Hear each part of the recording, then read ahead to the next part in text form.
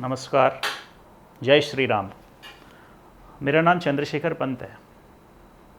मैं professionally electrical engineer हूँ, लेकिन आध्यात्म में रुचि है तो इसलिए मैं थोड़ा बहुत ये बातें करता हूँ।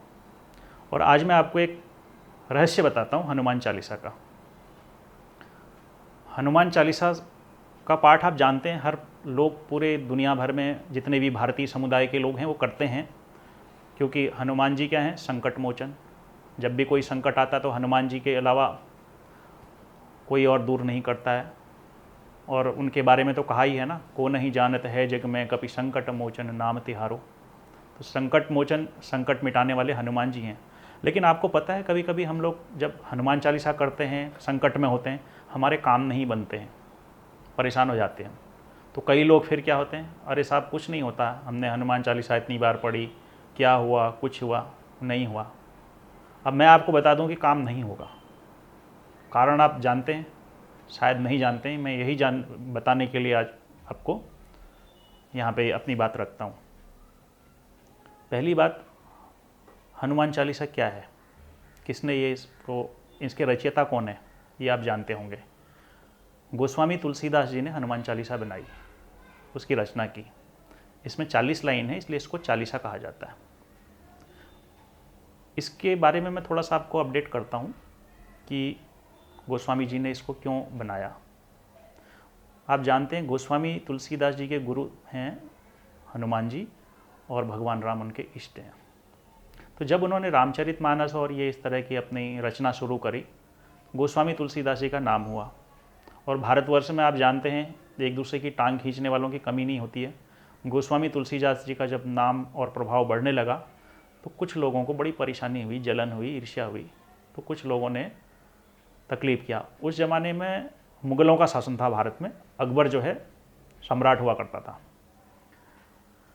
तो जब धर्म परिवर्तन उस टाइम में बहुत हुआ करता था कि भाई आप मुसलमान बन जाइए, फैसिलिटी मिलेगी आपको, कुछ सूबेदार बनाएंगे, ये बनाएंगे, वो सब चलता रहता था। तो ये लालच के चलते हुए लोग करते थे। तो किसी ने जो है सम्राट अकबर को, बड़ा दुष्ट किस्म का आदमी था सम्राट अकबर, उसको अच्छा आदमी नहीं था वो। तो उसको किसी ने, उसके कोतवाल ने बोला कि ये गोस्वामी तुलसीदास है और ये जो है ये इस तरीके से बोलता है राम जी हनुमान जी की जय, और इससे जो है यहाँ हमारा को जो है हम धर्म परिवर्तन नहीं करा पा रहे हैं, लोग तो इसकी तरफ बढ़ रहे हैं। अगर ये धर्म परिवर्तन कर ले तो हमारी बात बन जाएगी, बहुत सारे लोग अपने आप बन जाएंगे। अकबर को अच्छा लगा। उसने कहा एक काम करो, उस पर आरोप लगाओ गोस्वामी तुलसीदास पे और उसको अरेस्ट कर लो। अब तुलसीदास जी को अरेस्ट कर लिया गया। उनने पूछा भाई क्यों, क्या?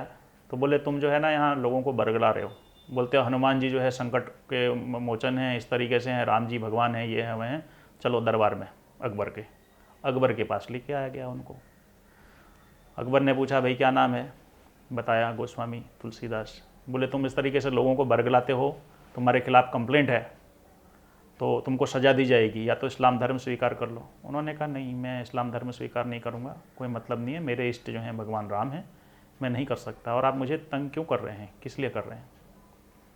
तो उन्होंने कहा देखो ऐसा है, मैं यहाँ का सम्राट हूँ, तुम्हें मेरी बात माननी पड़ेगी, नहीं तो जेल डालना पड़ेगा।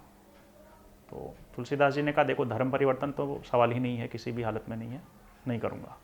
तो अकबर ने आदेश दे दिया, बोला इनको जेल डाल दो। अब गोस्वामी जी को जेल डाल दिया गया और बोला ऊपर से बोल अपने राम को छुड़ा लेगा।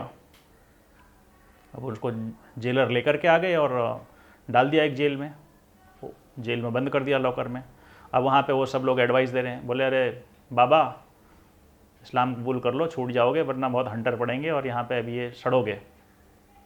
तुलसीदास जी ने कहा भाई ऐसा है, जिसकी शरण में हूँ अपने आप छुड़ाएगा, वो तो अकबर का भी बाप है, डोंट वरी। तो उन्होंने जो है अपने इष्ट को याद किया, अपने गुरु को, हनुमान जी को। अब जब उन्होंने अपने लिए किया तो वो चालीसा अपने लिए लिखी है, हमारे लिए नहीं लिखी है। तो मेरा कहने का मतलब ये था कि मैं अब आपको बताऊं कि हम लोग हर दिन क्या झूठ बोलते हैं। तो आप ध्यान से सुनिए। पहले उन्होंने बोला श्री गुरु चरण सरोज रज निज मन मुकुर सुधार, बरनऊ रघुवर बिमल जसु जो दायक फलचार। बरनऊ रघुवर बिमल जसु, इसका अर्थ समझते हैं आप कि प्रभु मैं श्री राम का गुणगान करना चाहता हूँ, वर्णन करना चाहता हूँ। इसके लिए अपने गुरु को नमस्कार कर रहे हैं इसलिए मुझे आप बल बुद्धि विद्या दीजिए यहाँ से छूटने का उपाय। मतलब दैट इज़ ए हिडन, कि आप बोलोगे कि साहब ये तो लिखा नहीं है उसमें यहाँ छूटने का उपाय, बट ऐसा नहीं, मन में उनकी भावना सोच वो है। तो उन्होंने हनुमान जी का आह्वान किया। जय इस तुलसीदास जी की आप जब इस हनुमान चालीसा देखेंगे तो उसमें पूरा हनुमान जी का गुणगान है, तो राम जी का तो है ही नहीं। लेकिन वो बाद में बोलते हैं पवन तनय संकट हरण मंगल मूर्ति रूप राम लखन सीता सहित हृदय बसों स्वरूप। हम भी वही कर देते हैं, लेकिन तुलसीदास जी ने जब किया तो क्या हुआ वो बात सुनिए। जब वो अपनी लास्ट लाइन में चल रहे थे, जय जय जय हनुमान गोसाई कृपा करहूँ गुरुदेव की नाई, तो कहते हैं कि अचानक 1000-2000 बंदर उस जेल के आसपास आ गए, और ये देख करके जेलर लोग और वो जो वहाँ के सैनिक थे बहुत डर गए, दरवाज़ा खोल के भाग गए और बंदरों ने छुड़ा लिया तुलसीदास जी को। तुलसीदास जी बहुत आराम से अकबर के पास गए, बोले भाई तुमने तो मुझे कहा था, तो मेरे हनुमान जी ने मुझे छुड़ा लिया है। और ये अकबर इतना डर गया कि तुरंत सम्मानपूर्वक नमस्कार करके इन्हें छोड़ दिया तुलसीदास जी को। तो तुलसीदास जी को संकट से मुक्ति दिलाई इस हनुमान चालीसा ने। अब हमारी समस्या क्या है, हम नकल करते हैं, अकल नहीं लगाते हैं, जैसा है वैसा।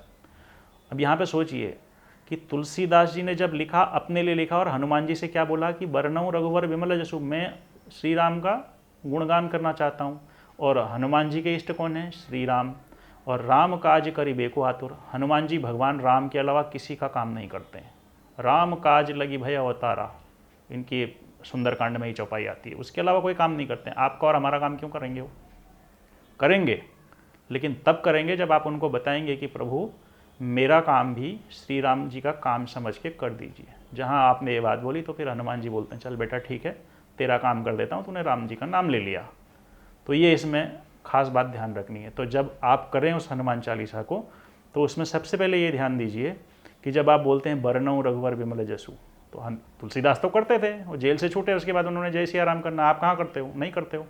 आपने तो हाथ जोड़े, पवन तनय संकट हरण मंगल मूर्ति रूप राम लखन सीता सहित हृदय बसों स्वरूप भूप, चले गए घर को। तो हनुमान जी मान लो सूक्ष्म रूप में आपके पास आके बैठ गए कि ये भगत है भाई, सुना रहा है मुझे हनुमान चालीसा, अब ये राम जी का गुण गाएगा, मैं सुनूंगा। वो तो राम जी के गुण गाने के लिए, सुनने के लिए हमेशा तैयार रहते हैं, बट आपने गाया नहीं, आप तो चले गए। तो हनुमान जी को एक दिन तो गुस्सा आ ही जाएगा कि यार कैसा भगत है, तो आपका काम कहाँ से करेंगे वो, और इसीलिए काम नहीं होते हैं। तो अगर आप नेक्स्ट टाइम हनुमान चालीसा पढ़ें, थोड़ा सा ध्यान रखें। थोड़ा सा ध्यान क्या रखना है? देखिए, शास्त्रों ने कहा कि महापुरुषों को ही फॉलो करना है, तो गोस्वामी तुलसीदास महापुरुष थे, हमको उन्हीं को फॉलो करना है, जो उन्होंने कहा है वो हम ही पढ़ेंगे।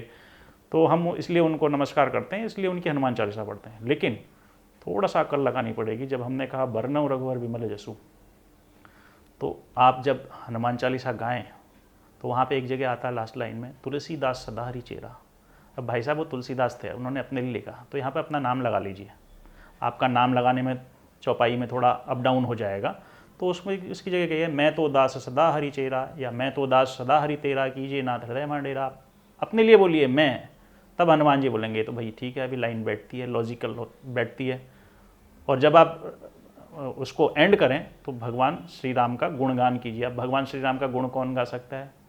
कोई नहीं गा सकता इस दुनिया में।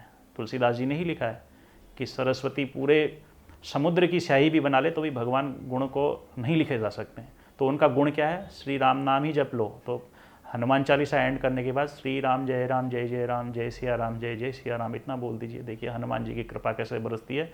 और 40 दिन आप हनुमान चालीसा का पाठ कीजिए। चमत्कार नहीं हुआ आपकी ज़िंदगी में तो आप मुझे बोलना। धन्यवाद। जय श्री राम।